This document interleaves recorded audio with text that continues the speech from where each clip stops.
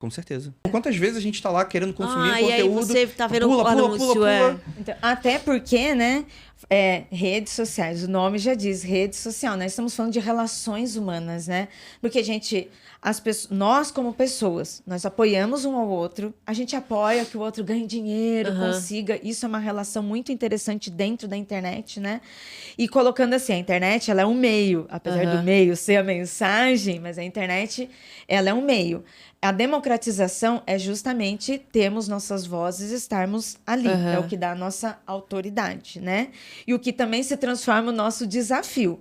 E o que é o nosso desafio? Manter essa relação com as pessoas.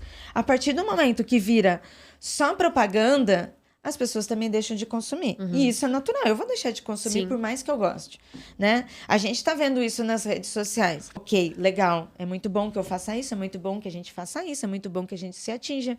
Mas a partir do momento que ela vira 90% anúncios, então ela deixou de ser rede social. Ela passou a ser uma rede de anúncios. E a gente começa a cansar daquilo e vai parando de consumir, de engajar, né? Mas a gente entende que o que dá jogo é ter uma coisa que o público quer, tem uma coisa que eu, como empreendedor, quer, e tem uma coisa que o meu cliente quer. E geralmente o que dá jogo é quando a gente entra nessa interseção dos três de dar certo. Eu tenho um anúncio, mas eu tenho o podcast um pouco mais marketing de conteúdo, né? Enfim, com valor. Sim. Você vai mesclando as estratégias, né? Eu acho que isso funciona também pra gente, os nossos obstáculos do dia a dia, pra gente que tem podcast e tal, eu e a Ira, a gente tá trabalhando com isso desde 2012 porque a gente se adapta. Adaptação, entender, enxergar, entender que o que tá na trend às vezes não é aquilo que vai pagar as nossas contas, é a estratégia que a gente vai montar, a estratégia não necessariamente, às vezes é trend, mas entender que, por exemplo, em algum momento vai chegar uma hora que o algoritmo vai mudar, vai chegar uma hora que o público vai cansar e a gente já tá de olho nisso. As pessoas não se adaptam e morrem. E é bom entender isso, né? Pra não haver frustração também, sabe? Vale a pena, por exemplo, uma pessoa investir em ter um podcast pensando em adotar isso como carreira, como negócio? Acha certeza. Que hoje, mesmo tendo essa infinitude de conteúdo, ainda vale a pena? Com certeza. E aí, qual que é a dica? Tem que ser nichado, tem que ser, enfim... Eu acho que assim, a minha dica é planejamento. Então, primeira coisa, planejamento. Nesse planejamento, ela vai entender a vida dela e vai entender o mercado. Até porque estamos falando de um mercado volátil que está mudando anualmente. Então, entender isso e se planejar para saber o que ela pode fazer, o que ela vai fazer. A partir do planejamento, procurar formas de consultoria e preparação profissional. A partir daqui, buscar Sebrae, buscar programas como o seu, sobre empreendedorismo, profissionalizantes mesmo, né? Que dê base a ela a pensar dessa forma profissional. Porque aí ela vai sair do amador e vai colocar na vida dela, vou fazer isso.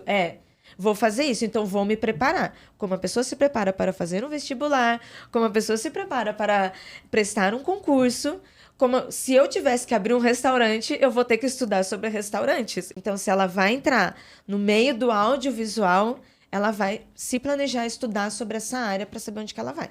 Tem bastante diferença, né? Que às vezes vai ser fundamental para saber se a estratégia vai dar certo ou não. Porque vai lidar com coisas muito diferentes. Porque às vezes... E isso que é legal, porque, por exemplo, é uma coisa que a gente sempre defende. Marcas, façam seu podcast. Conversem com o seu público.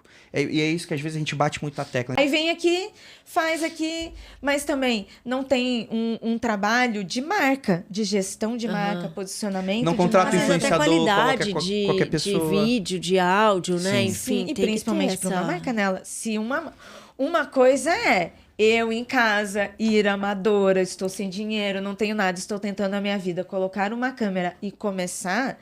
Outra coisa é uma empresa de médio a grande porte que está aí patrocinando grandes eventos, está aí na TV, e aí ela vai fazer um podcast sem nada. Entendeu? Que é preciso ter estratégia, que é preciso entender da produção, que é preciso sim se dedicar, porque afinal a produção de conteúdo é sim um negócio. E também a gente sai daqui sabendo que podcast não é mais uma tendência, porque já tá aí, mas existe muita coisa ainda a ser explorada, né? Então continua em alta. Se você quer se comunicar com o seu público, pense no podcast como uma alternativa.